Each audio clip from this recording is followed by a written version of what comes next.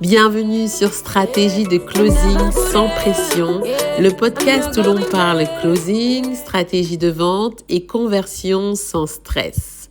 Si tu es un formateur ou que tu diriges un organisme de formation, ici, tu vas apprendre à vendre sans forcer, à structurer ton process commercial et à signer plus de clients avec fluidité et confiance.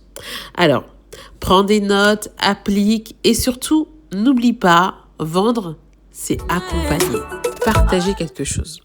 Pendant longtemps, j'ai repoussé l'idée de faire un podcast. Pourquoi ?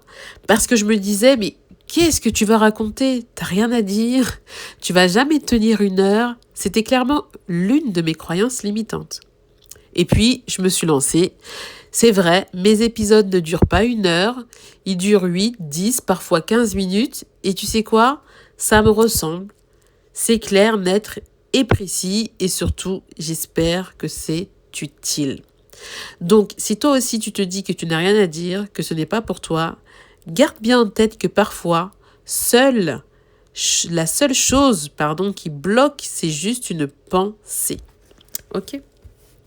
Alors, on va rentrer dans le vif du sujet. Avant de plonger encore dans les pensées limitantes que j'ai pu percevoir chez certains clients, laisse-moi te partager une situation que j'ai vécue avec l'une de mes clientes d'ailleurs.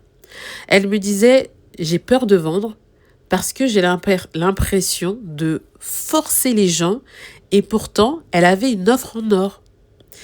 Ce qu'elle n'avait pas compris, elle n'avait pas saisi à ce moment-là, c'est que son blocage ne venait pas de son offre, mais d'une croyance ancrée. Vendre, c'est déranger. Eh oui, c'est ce qu'elle pensait. Une fois qu'on a déconstruit cette croyance ensemble, tout a changé. C'est exactement ce qu'on va faire dans cet épisode. Est-ce que peut-être tu te dis, toi qui m'écoutes, je ne suis pas une bonne vendeuse ou je ne suis pas un bon vendeur. C'est ce que j'ai souvent observé chez mes clients. C'est une croyance qui revient très souvent. Elle se glisse dans nos pensées sans qu'on s'en rende compte et elle peut bloquer des ventes. C'est l'une des croyances les plus répandues, je pense, chez les formateurs ou les organismes de formation. Tu dis que tu n'aimes pas vendre, mais en réalité, ce que tu n'aimes pas, c'est l'image de la vente agressive, manipulatrice même, on peut dire. Mais vendre, ce n'est pas forcer ton client, ton prospect. C'est plutôt l'écouter, le comprendre et le guider. Je pense d'ailleurs, c'est que tu le fais déjà naturellement.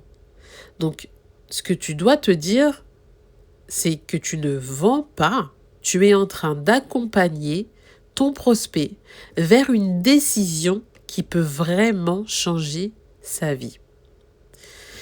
J'ai déjà entendu certains de mes clients me dire « mais si je parle d'argent, je vais faire fuir en fait mon prospect ». Ça, c'est également une croyance qui revient très souvent. Elle se glisse dans nos pensées et elle peut également bloquer des ventes. Et on ne s'en rend pas compte et on se dit « mais comment ça se fait que je n'ai pas clôturé cette vente ?» C'est la petite phrase qui tourne en boucle dans ta tête. Et beaucoup de formateurs ont peur de parler de leurs tarifs ou de poser une offre clairement à la fin de l'appel. Ils terminent leur appel sans donner de tarifs et sans passer à l'action. Et éviter le sujet, c'est créer un flou, en fait, de la méfiance auprès de son prospect. Le prix n'est pas un problème si la valeur de ce que tu proposes est claire. Ce n'est pas ton rôle de décider pour ton client, ton prospect, s'il peut se permettre ou non d'acheter ton accompagnement. Donc, je t'invite à mettre en place des nouvelles façons de penser quand tu parles de l'argent. Déjà, sois très clair avec ce que tu proposes, sois au clair avec la somme que tu proposes et montre que ton offre est professionnelle et surtout qu'elle est alignés avec les résultats que tu proposes.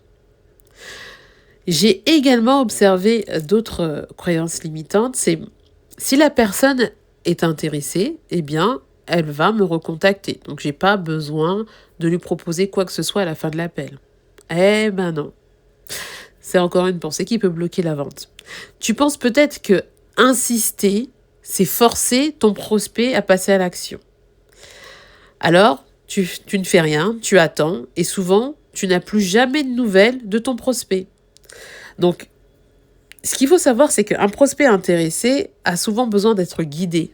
C'est pas parce qu'il est intéressé qu'il va passer à l'action par lui-même. Donc, s'il ne te relance pas, ce n'est pas forcément parce qu'il ne veut pas de ton accompagnement, c'est parce qu'il doute de toi, qu'il a peur de ce que tu proposes, il a peur que ça ne fonctionne pas, ou parfois, il oublie. Donc, il oublie complètement la conversation que vous avez eue et il oublie ce besoin qu'il a eu à ce moment donné.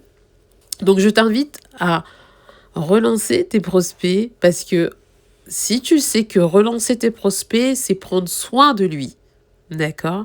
C'est lui redonner l'occasion de dire oui à une solution dont il a besoin et que tu as cette solution, d'accord? Alors, on va faire ensemble, on va mettre en place 3 actions concrètes dès maintenant.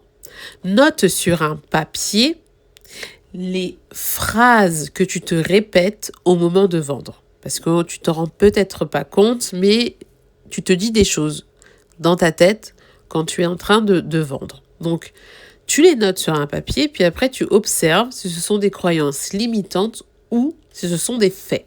D'accord ? Deuxième chose, choisis une de ces croyances et écris une autre version. D'accord ?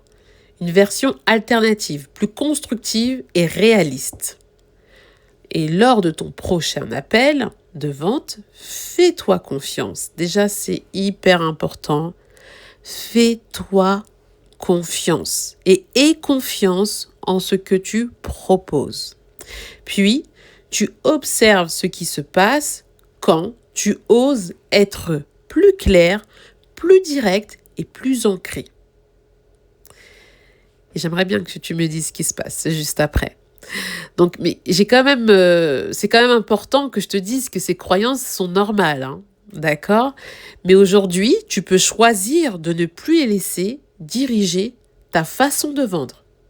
Ok? Tu reviens à ta posture, tu sais que tu ne manipules pas, tu n'anarques pas les gens, tu offres une vraie solution, un vrai besoin. Alors, dis-moi, quelle croyance t'a le plus parlé aujourd'hui? Écris-le-moi en commentaire ou en message privé. Je serai ravie d'en discuter avec toi. Merci d'avoir écouté Stratégie de closing sans pression. Si cet épisode t'a apporté de la valeur, pense à t'abonner et à le partager à quelqu'un qui galère à vendre. Et toi, quelle est la raison principale qui bloque tes prospects aujourd'hui? Dis-moi en commentaire ou envoie-moi un message, je serai ravie d'en discuter avec toi. Et pour aller plus loin, tu peux aussi réserver ton appel stratégique juste en dessous. Allez, à très bientôt. Ciao.